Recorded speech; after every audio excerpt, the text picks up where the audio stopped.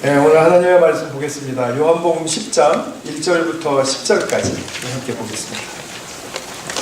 요한복음 10장 1절부터 10절까지입니다. 네, 제가 봉독하겠습니다. 내가 진실로 진실로 너희에게 이르노니 문을 통하여 양의 우리에 들어가지 아니하고 다른 데로 넘어가는 자는 절도며 강도요 문으로 들어가는 이는 양의 목자라.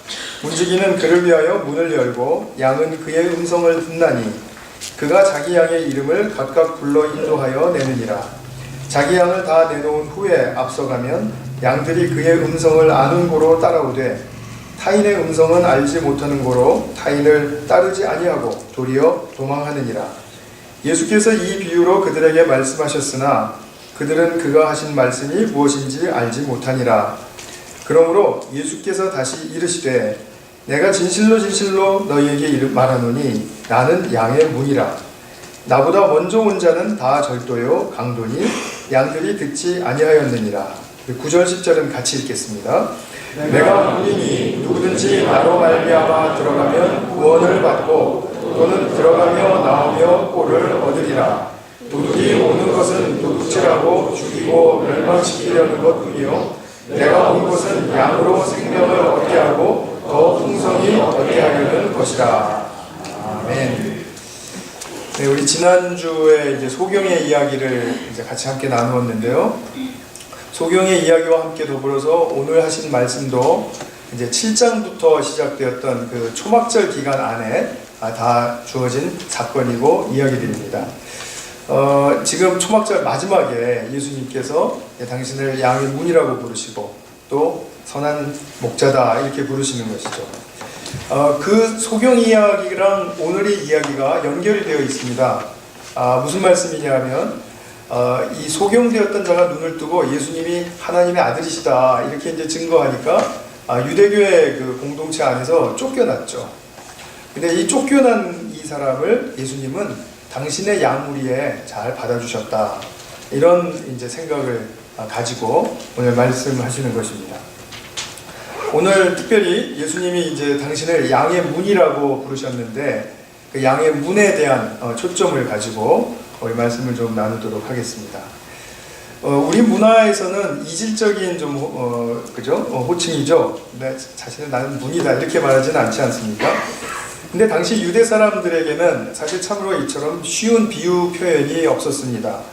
이 팔레스타인 목자들은 이제 낮에는 양들을 이제 데리고 나가서 이제 풀어놓고 그리고 이제 방목하죠.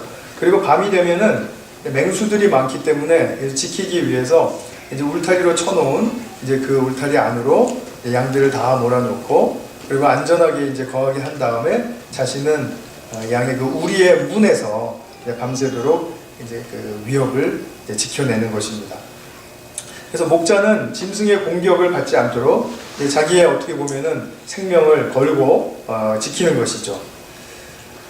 4세기경쯤에 그 살았던 유명한 그 교회 교부 중에 크리소스톰이라는 분이 있습니다. 이분은 얼마나 말씀이 정말 힘있고 그리고 선했는지 황금입이다 이런 별명을 가지고 있었던 분입니다. 이분이 오늘 본문을 가지고 예수님에 대해서 이렇게 말했습니다. 예수님께서는 우리를 하나님 아버지께로 인도할 때는 자신을 양의 문이라고 부르시고 우리를 돌보실 때는 선한 목자라고 칭하신다 이랬습니다. 오늘 그래서 양의 문과 선한 목자는 좀 같이 연결되어 있는 부분이죠.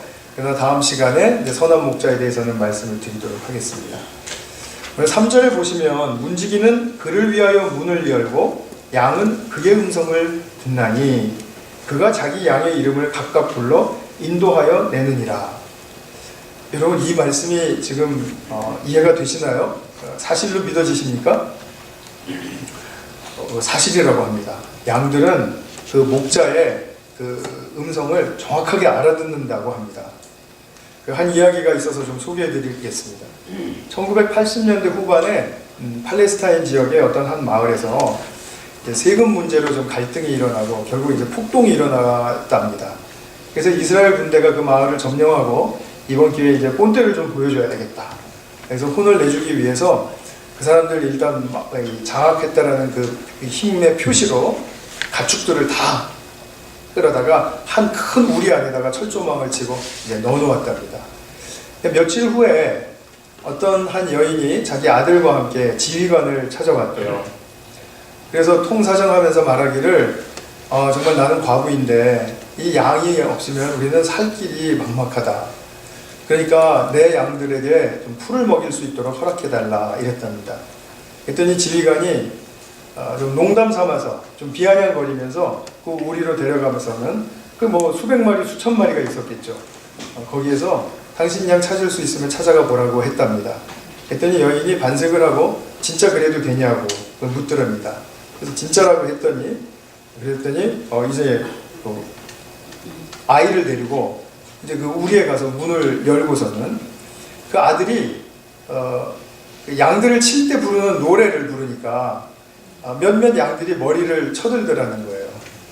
그리고 그 아들이 노래를 부르면서 앞장서서 이렇게 가니까 오늘 본문에서 4절에 보면 나오죠. 자기 양을 다 내놓은 후에 앞서가면 양들이 그의 음성을 아는 거로 따라온다. 그래서 앞장서서 노래를 부르면서 갔더니 그 양들이 따라 나오더랍니다. 근데 그 양들이 전부 다 그 여인의 양이었는데 25마리 정확하게 따라 나왔다고 합니다. 참 놀랍죠? 어떻게 그렇게 주인의 음성을 알아들을 수 있을까?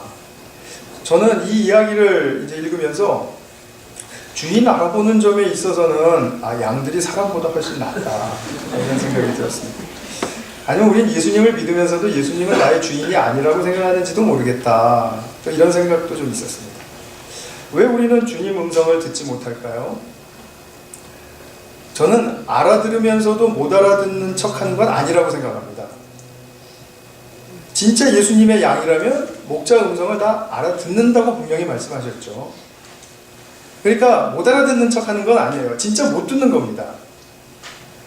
예수님이 9절에서 말씀하시기를 누구든지 나로 말미암아 들어가면 구원을 받는다. 또는 들어가며 나오며 들락날락하며 꼴을 얻는다. 이 꼴이라는 건 목초를 얘기하는 거죠.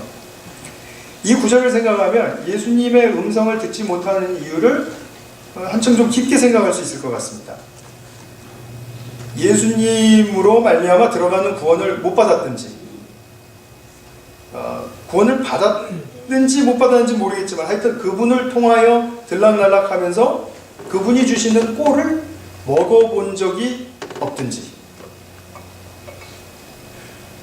그래서 우리가 다시 한번 돌아가서 생각해야 될 지점은 뭐냐면 예수님이 정말 나에게 생명의 꼴을 먹여주시는 주인이신가 하는 그런 측면에서 내가 구원을 받았는가, 또 말하자면 내가 하나님의 자녀인가, 이제 이 문제이고요. 또 내가 하나님의 자녀로 살아가면서 그 풍성한 생명의 꼴을 내가 정말 주셔서 먹는 그런 몫이 있는가, 그것이 진짜인가, 이제 이 부분이죠. 10절의 말씀 참 중요한 말씀인데요. 내가 온 것은, 예수님 말씀하시죠. 내가 온 것은 양으로 생명을 얻게 하고 더 풍성히 얻게 하려는 것이다. 그러니까 예수님이 분명히 우리의 주인이 되셨다면 우리는 알량한 생명 가지고 사는 사람들이 아니라 더욱더 풍성히 얻게 하시려는 그 주님의 의도와 행동에 합당한 그런 우리의 생명의 부요함이 있어야 되겠죠. 근데 그거를 맛본 적이 없으면 결국은 우리는 주님의 음성을 놓치고 산다라는 결론이 아닐까요? 늘 이제 우리가 그분의 음성을 듣지 못하는 이유는 자기 생각에 함몰되어 있기 때문입니다. 자기 취향이 너무나도 중요하고요. 자기 방식대로 안 되면 못 견디는 그 자존심이 있기 때문입니다. 그러니까 목자의 음성을 따라간다라고 하는 그 말은 성경에서는 좋은데 실제로 내 삶에서는 안 일어나는 거죠. 어떻게 해서든지 설득해야 되고 어떻게 해서든지 내가 원하는 걸 이루어야 된다 이것이죠.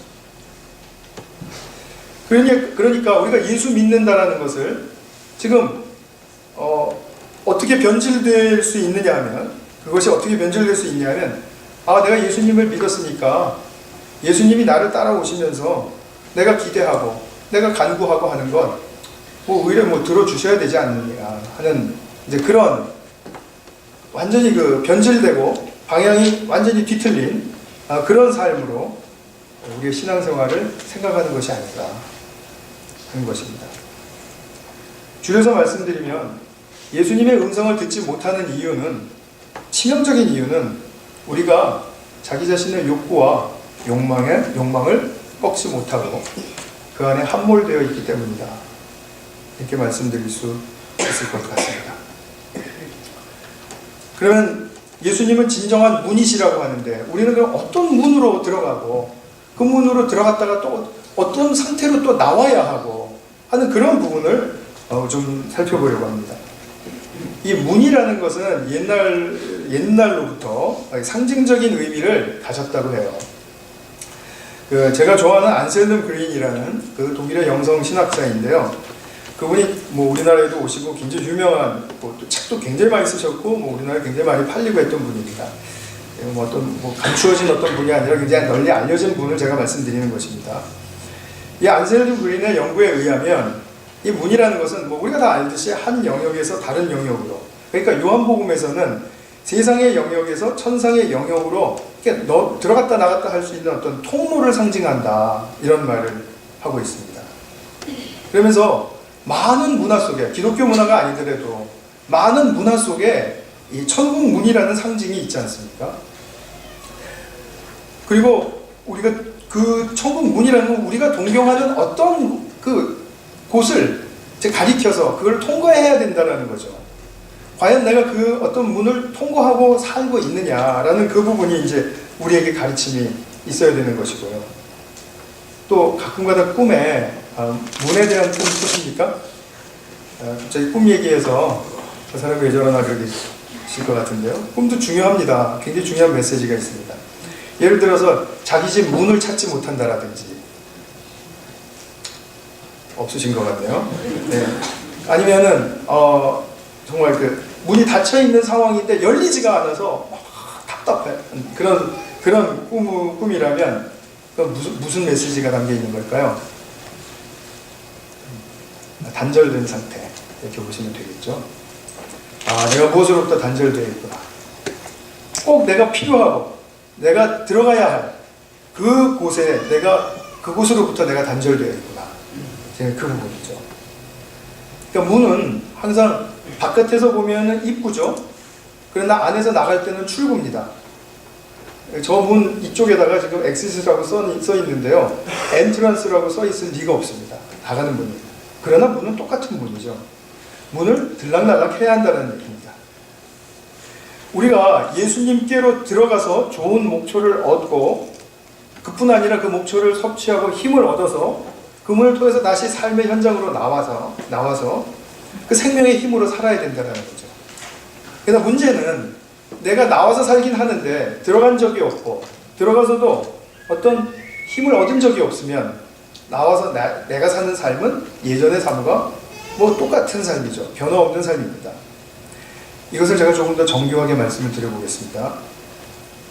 예수님을 통해서 자신의 내면, 그러니까 나도 몰랐던 나의 깊은 내면의 세계로 들어가는 사람만이 생명의 꼴을 얻고 예수를 통해서 또 그 생명의 꼴을 얻은 채로 현실로 나오는 사람, 그러니까 예수님의 보내심을 받고 나오는 사람, 그 사람만이 생명력을 발휘할 수 있다라는 것입니다. 예수님을 통해서 들어가면 예수님 세상의 빛이시기 때문에 나의 마음의 깊은 곳까지 환히 밝혀주십니다. 제가 한 가지 질문을 드려보겠습니다. 우리가 다 마음 가지고 있는 건 아시죠? 근데 우리의 마음이 한계가 있습니까? 아니면 한계가 없습니까? 우리의 마음은 끝이 있습니까? 끝이 없습니까? 끝이 닫혀 있습니까? 끝이 열려 있습니까? 점점 더 쉬운 질문으로 간 것 같아요. 끝이 닫혀 있습니까? 열려 있습니까? 그냥 짐작으로라도 생각해 보시면 아실 수 있죠. 끝이 없습니다. 우리의 마음의 끝을 발견한 사람은 없습니다. 그렇죠? 그런데 예수님이 그 당신의 빛 되심으로 우리의 마음을 밝혀주시면 우리는 이전에는 보지도 못했던 우리의 마음의 끝자락이 하나님의 사랑의 본질과 맞닿아 있더라는 것을 발견하게 됩니다. 큰 감격이죠.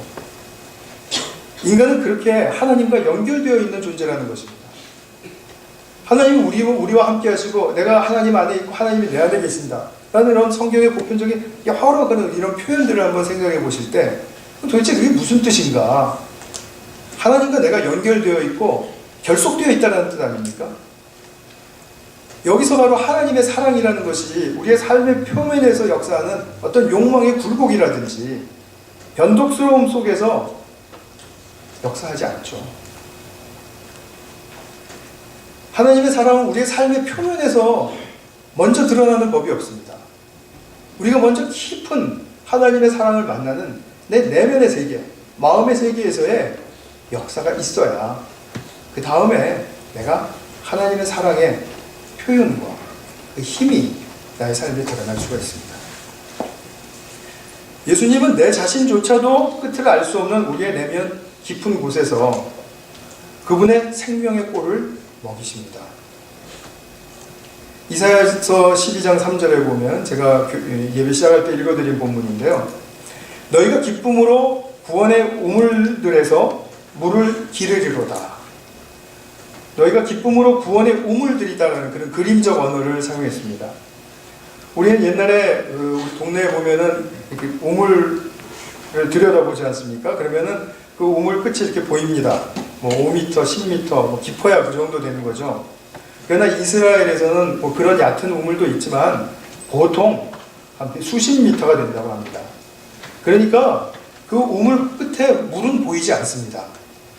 그러나 두레박을 줄로 연결해서 쭉 내려놓으면 뭔가 닿는 부분이 있고 거기서 끌어올릴 때는 물이 마실 수 있는 생수가 끌어올려진다는 거죠. 그래서 이스라엘 사람들에게는 이 구원의 생수라는 것이 이렇게 깊이 우리는 쉽게 볼 수 없는 그런 우리의 내면과 마음의 세계 속에서 끌어올려지는 것이다. 왜냐하면 그 마음의 세계는 바로 하나님과 연결되어 있는 것이기 때문에 그렇다라는 말이죠.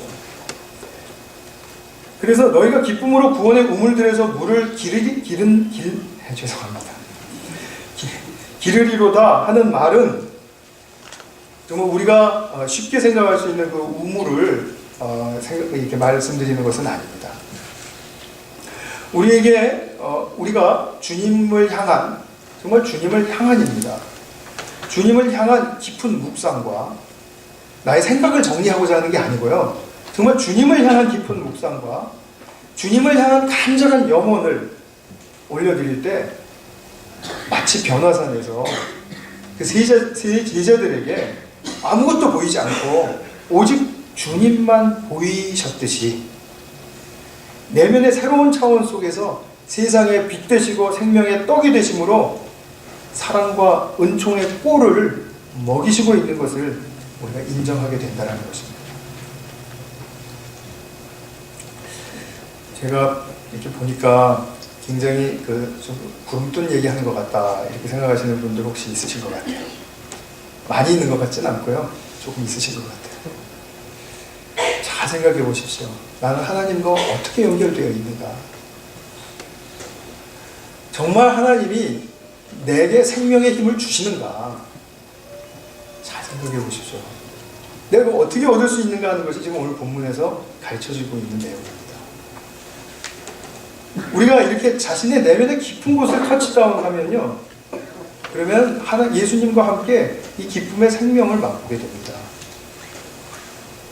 그러고 나서 내가 다시 나의 삶의 현장으로 나왔을 때는 번번이 찾아오는 욕망과 유혹이나 또는 시련이나 이런 것들을 하나하나씩 받아칠 수 있게 됩니다. 거기에 넘어가지 않는다라는 말씀이죠.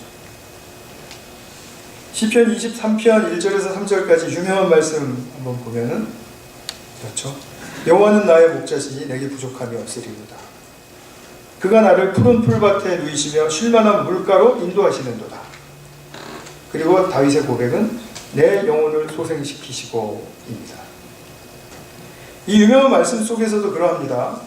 푸른 풀밭과 실만한 물가가 어떤 그 세상의 표면에 있는 어떤 편안하고 그리고 또 화려한 어떤 그 장소를 가리키는, 물리적인 장소를 가리키는 것이 아니라, 다윗이 지금 엄청난 시련과 죽음의 위협 속에서 어떻게 보면 이렇게 엉뚱한 고백을 하고 있는 것처럼 들리겠지만, 그 이유는 악한 상황이 더 나은 상황으로 바뀌어서가 아니라 주님을 향한 그 사람의 묵상과 그 기도가 깊어졌을 때 자신의 내면 속에서 생명의 힘으로 소생시키시는 하나님을 만났기 때문입니다.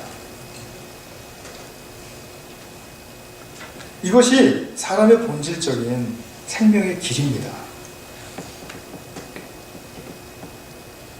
그러면 우리가 요한복음 주제의 이 생명의 길에서 생명을 더욱 풍성하게 한다라는 10절의 말씀은 무슨 뜻일까요? 저는 이 10절 말씀이 요한복음의 요절 몇 개를 꼽으라 그러면은 5손가락 안에 들어가는 굉장히 중요한 구절이라고 저는 생각합니다. 이 생명의 길, 생명의 길에 관해서는 우리가 또 우리 생각으로 알 수 아는 것이 아니고요. 이제 다음 주에 우리가 다루게 될 선한 목자가 어떻게 사셨는가 하는 것을 보면서 배우셔야 됩니다. 그렇기 때문에 많은 양을 다음 주로 좀 넘겨놓고요.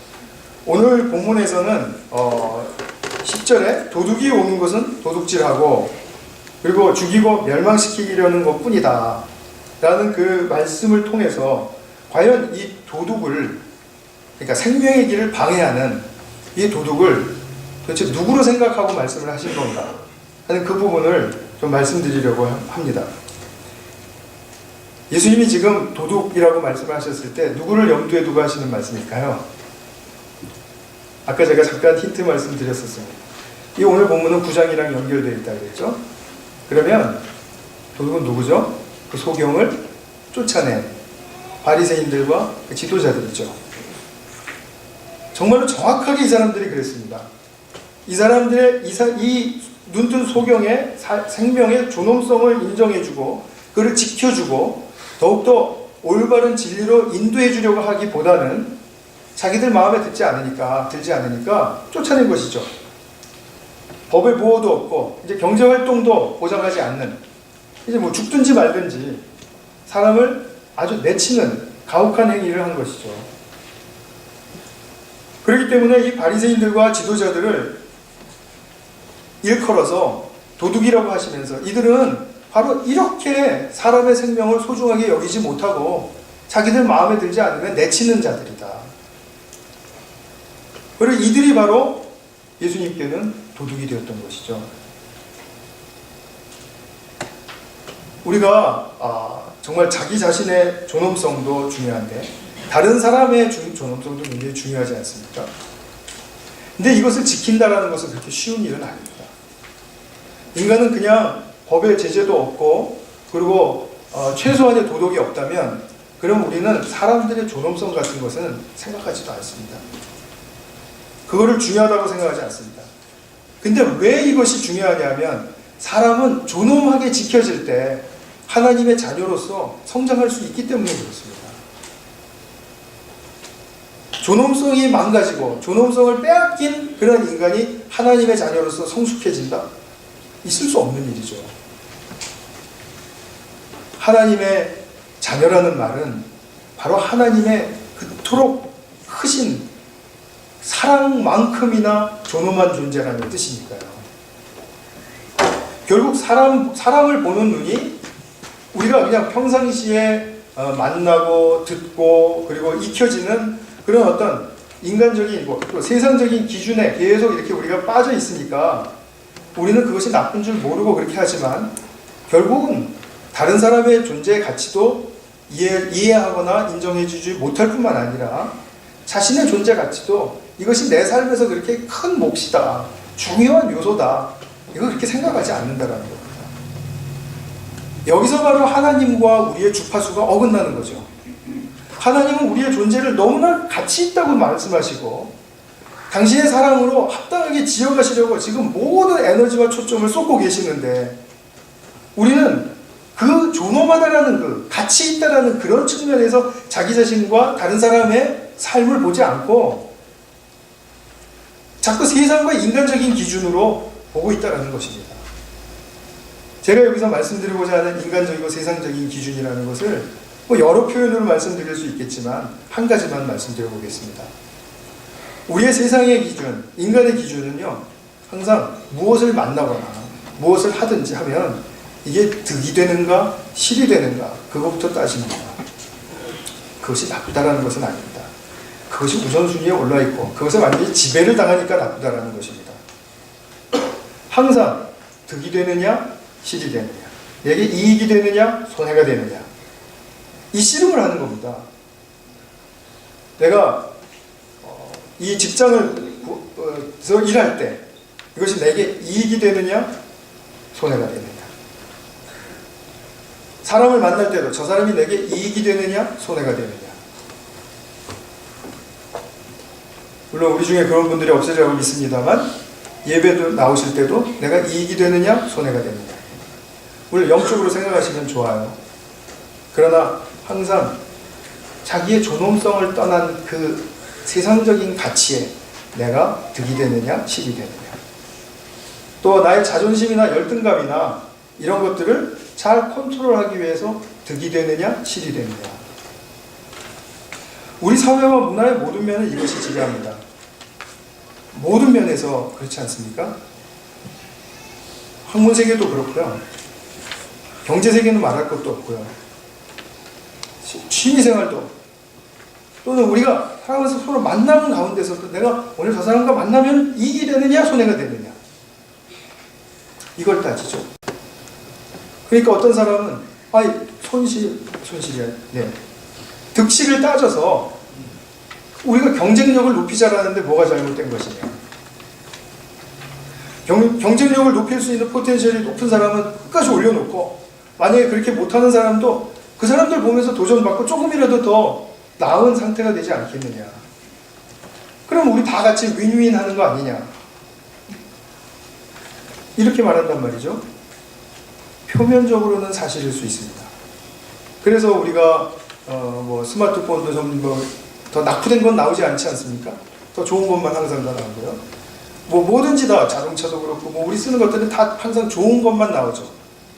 그런 경쟁 사회에서 우리가 이겨나가는 것을 계속 가르치고 그것이 지배하니까. 그런데 경쟁하려고 하고 이기려는 한가운데서도 설령 이긴 자가 되든지 또는 진 자가 되든지 간에 양쪽 다 결국 궁극적으로 만나게 되는 결과가 있습니다. 그것은 뭐냐면 삶에 대한 회의, 이게 지금 내가 사는 게 맞나 하는 자기 비하, 그리고 그치지 않는 두려움, 그리고 끝내 극복하지 못하는 열등감과 수치심, 이것입니다. 이 모든 것들을, 이 결과에 봉착하는 이유는 딱 한 가지입니다. 예수님께서 꼴을 먹고 자라야 한다라는 그 존재의 소중함을 일깨워 주신 것을 놓쳐버렸기 때문입니다. 우리는 언제 가장 힘이 나냐면 다른 사람들에게 인정받고 칭찬받으면 가장 힘이 나요. 내가 공감되면 내가 힘이 납니다. 내가 뭔가를 이루었을 때도 힘이 나고요. 다 힘이 납니다. 힘이 나는 경우가 많습니다. 근데 곰곰이 생각해보면 그것이 정말 오래 갔습니까? 나를 칭찬해주고 인정해주는 사람이 조금 섭섭한 말 한마디 하면 완전히 와르르 무너지는 게 우리 현실 아닌가요? 그러니까 우리는 어떤 꼴을 먹고 살겠다는 것입니까? 득실 따져서 득이 되는 그 꼴을 먹고 살겠다는 건데, 그것은 결코 우리를 영원하게 지켜주지 못하죠. 그래서 예수님께서 우리로 하여금 꼴을 먹게 하시는 우리의 내면의 깊은 곳에서의 예수님과의 만남, 그것이 너무나도 중요한 영적인 통로라는 것입니다. 오늘 말씀을 맺겠습니다. 예수님을 통해서 정말 내 마음의 끝자락이 하나님의 사랑과 연결되어 있음을 보지 못하면 득과 실을 따지는 그 기준과 시야에서 벗어날 수가 없습니다. 교회에서, 가정에서, 우리는 또 어디서든지 간에 우리는 끊임없이 바른 성경적인 신앙생활을 하자고 강조하고 서로 격려합니다. 그런데 우리가 자기식을 강조하게 되면 결코 우리의 내면 깊은 곳에 대한 관심은 없어질 것입니다. 항상 우리의 삶의 표면에서 일어나는 것에 대한 우선순위, 이것이 우리를 사로잡고 있기 때문에 대개 하나라도 좀 깨트리고 나갔으면 좋겠는데 그런 경험이 없기 때문에 우리는 늘상 득과 실을 따지는 그런 삶의 반복적인 그런 방식을 계속 살게 되는 것이죠. 예수님께서 우리에게 먹이시려고 하는 꼴, 그 좋은 목초, 그것을 과연 나는 어디서 얻을 수 있을 것인가 깊이 생각해 보시기 바랍니다. 그리고 자신을 성찰하시는 가운데 정말 이 풍성한 꼴을 약속하셨고 보장하시는 우리의 매일매일의 삶에서 정말 충만하게 공급받으시는 선한 목자의 양들 되시기를 축원합니다. 같이 한번 기도하겠습니다.